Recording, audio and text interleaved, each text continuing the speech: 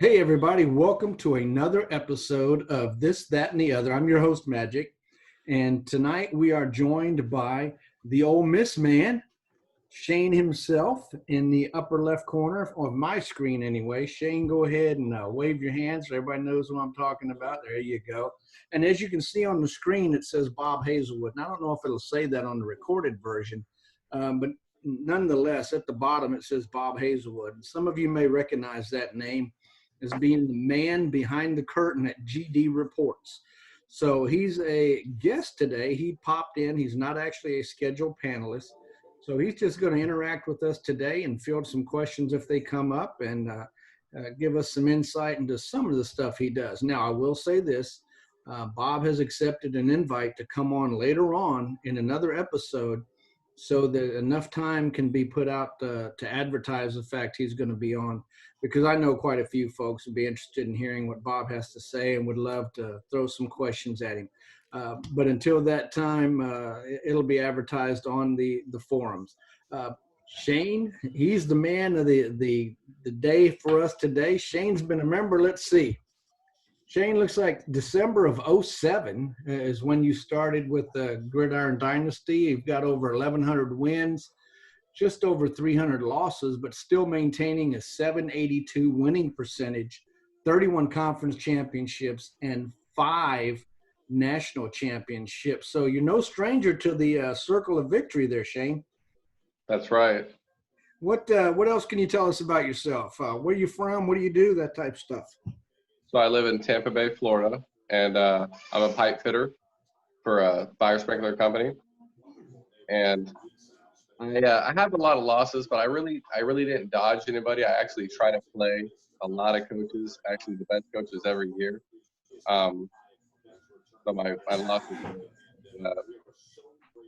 My son is a fire detection system pipe fitter. He's a foreman for one of the crew, and I don't envy that job. I mean, there are times he's up high, times he's crawling under stuff, times he disappears behind walls, and you just never know where that guy's going to be. Nasty addicts, you're going to take tile on and stuff's all stuck on top of them. You get a shower in it all the time. Oh, man, do not envy that, but hats off to you. It takes a lot to do that stuff. Bob, tell us about yourself. Where are you from? I am born and raised in Texas. I've lived here most of my life, although I did spend a little bit of time in Colorado and a little bit of time in the Washington, D.C. area. I'm a computer nerd, which shouldn't surprise anybody. Really? Given the extracurricular activities that I participate in. But I normally build Windows servers for a living and have been doing that since 1995. And I've probably been doing computers longer than most What If players have been alive. So, yeah, that's true. Me and Mojo are the old boys in the group. So that's true. Yeah, I got on the platform in December of 05, I believe it was. Didn't have a clue what I was doing, just basically looking for something to keep me entertained. The NFL season, college season was coming to a close. And that's one thing that I've noticed is a lot of these members have that November, December, January time frame. It's like they joined because they're trying to supplement the fact that football is disappearing quickly. Yeah, typically, I mean, back in the day when Fox Sports owned the site, there were a lot of free seasons being given out during Fox Sports Fantasy Football. And in fact, that's how I got involved in the first place. I got a free season of Sim Baseball after playing Fox Fantasy Baseball. And got in playing Sim Baseball, sucked at that, started playing Gridiron Dynasty, have consistently sucked at that. You know, I'm surprised to be on here because you want the winning coaches to give their strategies, but you can look at me and say, don't do what he does.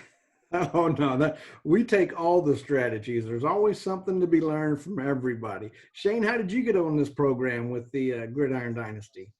You know, very similar to Bob, I actually had a friend that was playing this, and he actually created the account Ole Miss Man and gave it to me. And he, from winning a Super Bowl or something, they gave him a free season, and I took it over and played against him, and I I just fell in love with the game every day. You know, I was really addicted to that game on Sunday with fantasy football. And then I had this game every day in recruiting. And at the time I was playing like a lot of Dynasty, Madden and NCAA Dynasty, you know, where you run seasons and you have a lot of people. So this was just right up my alley. What is it that you like the most about the worlds that you're participating in now? I know we've all had an opportunity to go through the ranks, but what world do you like the best, and why do you like it the best? So I think I like Yoast the best, even though I participate the most in Dobie, because Yoast is the newest, and it's definitely probably, besides Warner, the most active in my opinion. There's a ton of coaches in Division III, a ton of coaches in just all the divisions. I got to say Dobie, though, is my favorite because it really has a lot of the coaches like Champ and stuff, people that have been there for a long time, just really solid core people that I recruit against every year, and people that have held these schools, you know, 40, 50 seasons, you know, that has a lot of impact on a school. Now, the Wilkinson world right now has a big move recently, past couple months, to get super conferences, especially at the D1 AA level. Would that be something of interest to you if it came to your preferred world, is to get in one of those super conferences with a bunch of coaches that are really kicking it? Absolutely. The best times I ever played were when I was in Yoast and I was in the PSAC, and the whole conference was full. And I mean, we just got so much bonus money from everybody making it to the playoffs, and just it was just a scrum every year for the people that were close to us that were good. And then, you know, I felt like sometimes we were ganging up on certain teams because we all needed these recruits, and it happened to be the same guy. You know, no collusion involved. Just, you know, just like with now he's battling them. You know, I figured, hey, maybe I should go after that guy a little harder. And, you know, just stuff like that. So when there's a lot more super conferences and stuff going on, yeah, I feel like it definitely enhances the game. I feel like maybe what if made another world, like a fresh world, you know, from season 1, I feel like that would really bring everybody into it, and it would just be a battle to get to Division 1A. You know, I mean, a lot of these coaches have, you know, almost a team in every world. You know, I wish everyone would join one world and have one team at least. Yeah, and I can remember when the new worlds came up, and I believe they were Yoast and Dobie, as you mentioned. It was like a mad rush, and if I remember correctly, you couldn't even get a team. Every team was taken, at least for the first season or two, or at least until the first season was over, as coaches moved up to D2. But it was like somebody opened the floodgates and they were staking out land in Oklahoma in the Sooner days or something. It was just, people were just crazy going after teams. Now, you mentioned that recruiting is probably the thing you like the best. And you've also indicated that you target specifically, or is it luck that you get the very high potential recruits? So the trick to that is, you know, I don't waste. I have excellent vision, by the way, in Dobie. So, you know, that helps as well. But I don't waste any money.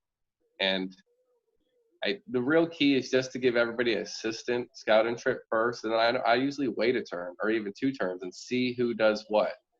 And a lot of times you can tell if a coach maybe got somebody for just, you know, assistant trip, or maybe he did a small scouting report, or, you know, one visit, you know, and you wait, you know, I kind of wait on those people. And if they're very high potential, I might wait 4 or 5 turns into it. Maybe at 12 o'clock I strike, you know, when you're in bed sleeping. I know that's very malicious, but, you know, it's recruiting. Yeah, it's recruiting. And another thing is I try to strategically place myself near Florida. You know, only one school is closer to Florida than me. That's just Valdosta, and he's in my conference. So I really hammer on him as well, and I try to just control Florida. So when anybody sees any of those recruits and they're in Florida, I really jump on them and I push them out. You know, I try to, when somebody sees me recruiting, when they see me on that person, I want them just to back right off. Because you're building that fence around that gate into Florida itself, because there's only one way to get there, essentially. What about you, Bob, when it comes to recruiting? What is your preferred area of the nation, given whatever division you're in? Well, it does depend on the division. In D3, the Florida area is great. It depends on the team that you end up with.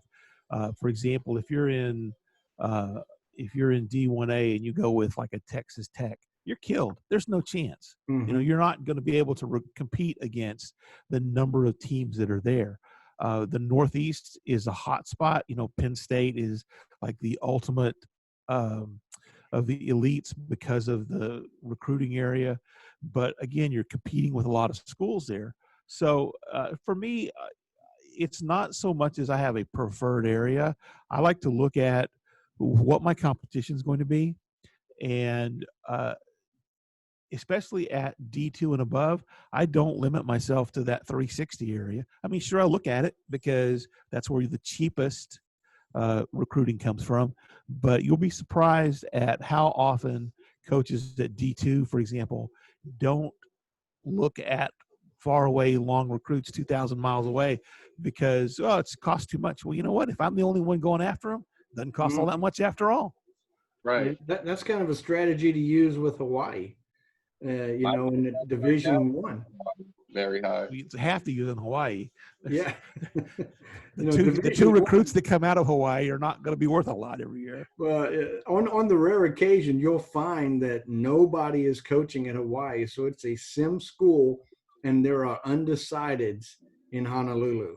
Now, like you said, is it worth going after? That's the $64 million question. Well, and of course, the other thing depends on how populated your world is and how populated the level is in that world. Mm-hmm. When you look at something like camp, which is under 100 users total, I mean, it's a wasteland. It's a sim AI, nothing going on it.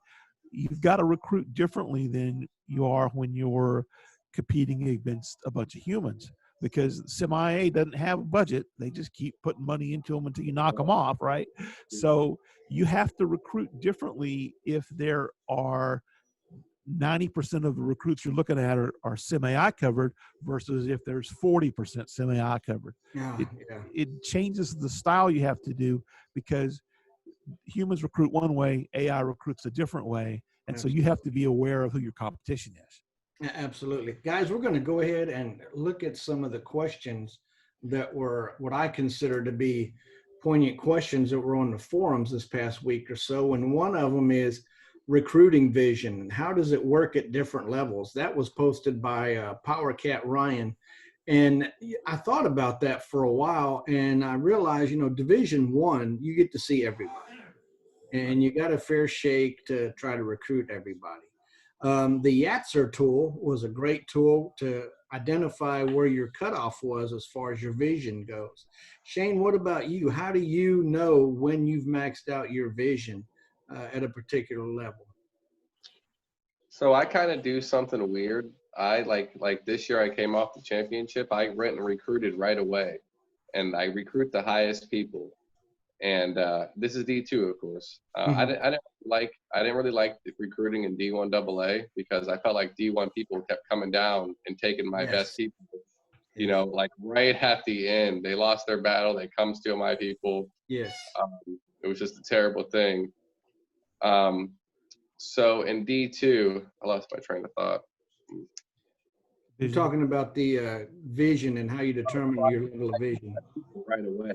Mm-hmm. And like, if I were to only go on the third round or something, I'll see people that I couldn't see before, and I'll know that I had lost that in my vision. It's normally about 10 people that you see if you go to the fourth round versus if you go to the national championship.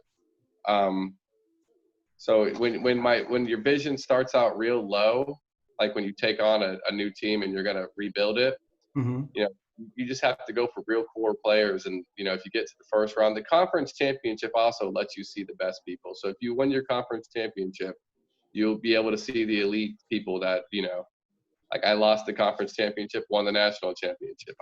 Can't wait to see who I get to see, who I get to see. Stuff like that really matters. So. Bob, your take on that? I don't win often enough to where I have to worry about top vision. Totally out of, it's like it's a moot question as far as I'm concerned. Well, Kay Sparks posted a question about changing a player's position, and I know the last episode we talked about it briefly, and his was basically, does it work? Which ones work the best? Now, me personally, the secret I gave out last week was when it's all said and done and you need a kicker and there's none in the area, or a punter for that matter, and you're going to be spending thousands and thousands of dollars or multiple head coach visits and you're just going to waste money basically. I have no heartburn going after a quarterback that sucks as a quarterback, but his strength is phenomenal. His technique is okay. And then I'll go ahead and just, play him, start him right away. And by the time he's a junior, senior, he's a very productive special teams player for me. So those are one of the opportunities that I look for. Now, I don't go into recruiting looking to do that, because it doesn't always work out. But as a fallback option, when those kicker and punter opportunities are slim to none, I'll go that way. Bob, have you got any kind of a special secret you're willing to share when it comes to position changes? Well, I'm an old timer, and so I remember when position changes were actually something that you could actively recruit for, because you could find a great defensive back and turn him into a wide receiver or a running back. Mm-hmm. Those days, of course, were long gone. Probably the single biggest change to the game that I wish they would undo was the nerfing of position changes. For the most part, I don't look at them because typically you lose enough that it takes a specially oddball recruit in order to make a position change work. Right. Basically, you got to look for, say you wanted to convert a linebacker to defensive lineman, which is something that I think still works if you're careful. But you have to find a linebacker that has terrible linebacker stats, but won't lose much when it comes to strength or tackling, for example, and then you can make the change. But it is unfortunately one of the pieces of the game that did get nerfed several years back, and I really do wish they'd undo. But there's a lot of things I wish would happen in this game, so and not any of them are happening, right? So you're not alone. Shane, what about you? I know there's got to be a secret position change in your back pocket. Yeah, absolutely. I actually played around with this a long time ago. Substantially, I changed defensive backs and the linebackers. I mean, I recruited and did this. I mean, I tried to change a wide receiver to a tight end one time because the guy's hands went up tremendously. And I mean, but it really just does mess your players up. Nothing ever good. Really, I never really made a star player out of any of the changes. I never. One thing I do think that they should do is they should make that to where you can nerf people. They should just hurt their work ethic or their game instinct or something. It shouldn't mess with their athleticism. If you're athletic and you're a linebacker or you're a defensive back, that's still the same game, Yeah. And I wish they would bring injuries back, and I was a guy that had the injury bug. Yeah. I had a quarterback break his neck the second play of the game. He got a medical red shirt, but I just felt like injuries when you had that really good defensive lineman was out, maybe you were going to run the ball or something and make it work a little better. Maybe the team got an upset because that guy was on the bench, stuff like that just isn't happening anymore. You have these monster teams that are just running people over and you can't stop them. Yeah, throughout the year with the injuries, when they were active, it did provide a little more parity, I think, where you would have these schools come up and you look at it and you've got a school subpar 500 playing an undefeated school and they beat them. And you're looking at that going, how did that happen? Well, like you said, their star quarterback went out the second play of the game, and that particular coach didn't have any quarterbacks on his roster that were worth a darn. So the sim put a running back in there or something of that nature with the 10, game instinct, and he was throwing interceptions left and right. And it made you recruit for depth too, instead of just saying, look, I'm going to grab my 22 best players and maybe a couple of kids that I'm going to groom for later, but all I care about are my 22 top seniors or my 22 senior juniors, because there's no need to substitute. Fatigue doesn't make that much difference in the game. Durability has zero impact on the game. Injuries, of course, aren't there anymore.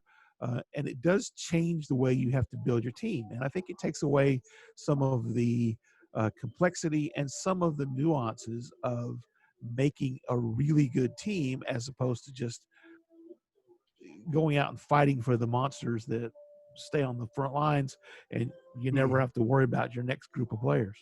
Yeah, that's one thing that I noticed too when injuries were in play is I tended to find ways to rest my studs, so to speak, those top caliber players on the roster, because I wanted to reduce their exposure to risk, their exposure to injury. Right. And I wasn't so sure that fatigue wasn't a factor in injuries. You know, the more fatigued a player was on the field, the more likely he would be to be injured. So I would try to keep those guys at the upper levels of their health, so to speak, and get my scrubs in there and get those stars off the field anytime I had an opportunity to do so. We've got one more from the board, and that is the position formulas. What are they and how do they work? And I cannot believe that Bob's here because I would venture to say 90% of the people in GD use his formula in some way, shape, or form. So it's a variation that everybody uses, I'm sure. Yeah, well, and I'm very honored by that, humbled by that. They're really not my formulas so much as it is the formulas that have evolved over time based on input from hundreds and dozens, maybe, of really top coaches. I mean, I used to talk to GT Deuce and Mhm. Nelson BA and all the guys who, even guys who didn't use numbers, they eyeballed for they didn't use spreadsheets, they didn't use formulas per se, but I'm like, what are you looking for? What do you think makes a player really good at this position? What do you think makes a player successful at this position? And of course it all depends on your game plan and blah blah blah, and that's why my numbers are very generic. But um, the formulas really just evolved over time, and I was pleasantly surprised when role ratings, position ratings were introduced into GD itself. I was kind of afraid they were stealing my thunder there for a second, but the ratings are different than what I came up with because they include things like durability. They include work ethic, which I don't include in my ratings because my ratings are point in time. This is what a player is right now today. Right. I can't look at how things are going to be 10 games from now or 2 seasons from now because I don't know your practice plans. I don't know how many games you're going to play. I don't know how much playing time your player is going to get. So I just have to say, look, this is what it is today and go for it. So WIS uses their formula slightly different than mine. There's no perfect formula. I mean, every position is different. It all depends on how you use your players, depends on your game's plans. So there's no such thing as a perfect formula. And people who get too tied up with it's a 38.7 guess rating versus a 38.6. I'm like, folks, you're splitting hairs. Don't worry about it. The difference between a 38 and a 33, there's a difference there. But don't go, oh my gosh, I need to get this guy because he's 0.1 higher than the other dude. Now, Look when at your it game comes plan, look at your team, look at their stats, and how do those fit into how you play the game. Now, Shane, when it comes to the GD report at the end of recruiting, how much of your position on that report drives your strategy in recruiting? Do you try to get the best on the report, which is not necessarily the best on the field sometimes? And that's kind of what Bob alluded to because he doesn't take into consideration potential, etc. I find myself trying to be somewhere in the middle to put a good team together and still get high up on the report. But man, it's too easy to want to be that number one guy. What about you? So, not to toot my own horn, but for the past 10, 15 seasons, I have been the number one guy. Awesome. I got the number one roster class. I mean, right now, the number 2 team's at a 77. I'm a 79. The number 3 team's a 72, and then down. But I do use Bob's formulas, but in my deal, I add work ethic. And I got to say, for the past 4 seasons that I've been recruiting at just very high potential, and I feel like it's just now snowballing. So having the number one class with the most potential, I think, is what I've really been shooting for this whole time. But I still just can't win. It's like a rock, paper, scissors. Somebody gets the right combo on me. I mean, I've had people like Wood and stuff just tear me apart. I'll be up 21 points at the halftime, singing the tune. I don't want to change nothing, and turn around and I lose by 3. You know, I mean, I've had a lot of close games, and I think the reports, I mainly shoot for the top of the report, though. I do, because Witt hates my recruiting. Sometimes I don't even make the top 25. I'll be number 1 on the report and not even Yeah. Well, They're based on WIS, totals. right? That's the most worthless Exactly. ratings of all, because Drop it. I don't care how big my quarterback's tackling is. It's not going to make any difference unless his GI is low, and then he's going to be throwing a lot of interceptions and needs to be making tackles.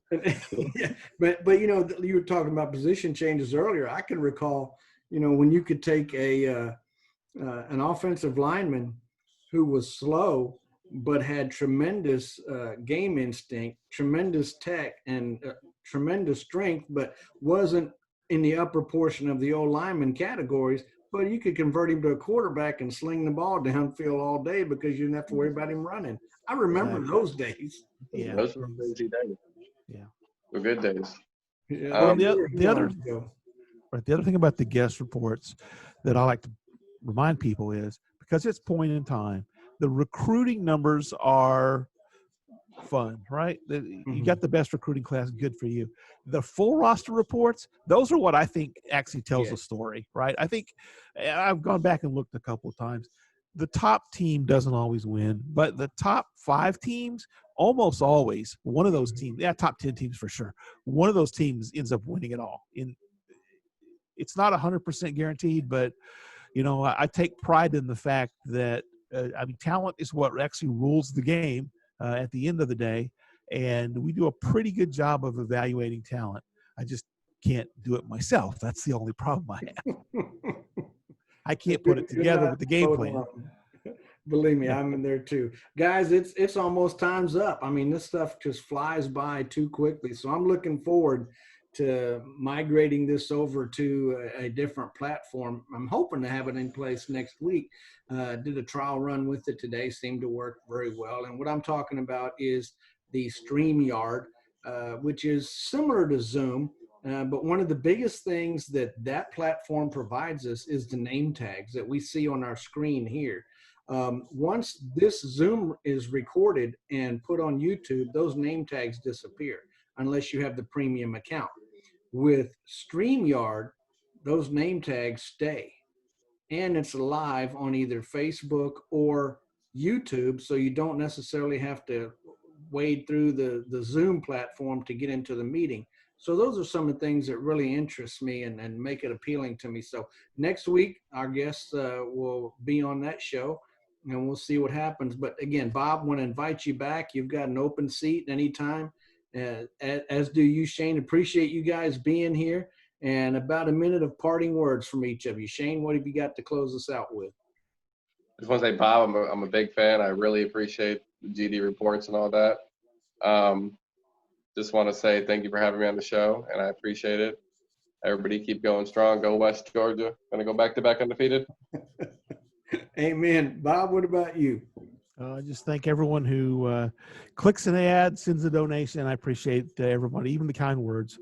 Those make my day. So the money makes my day better. So if you send a donation or click an ad, that's a plus. But no, I do appreciate the kind words from everybody. And again, if anybody ever has any suggestions, they want to see improvements, they want to see something new, I probably won't do it because I'm lazy, but I'm always willing to listen.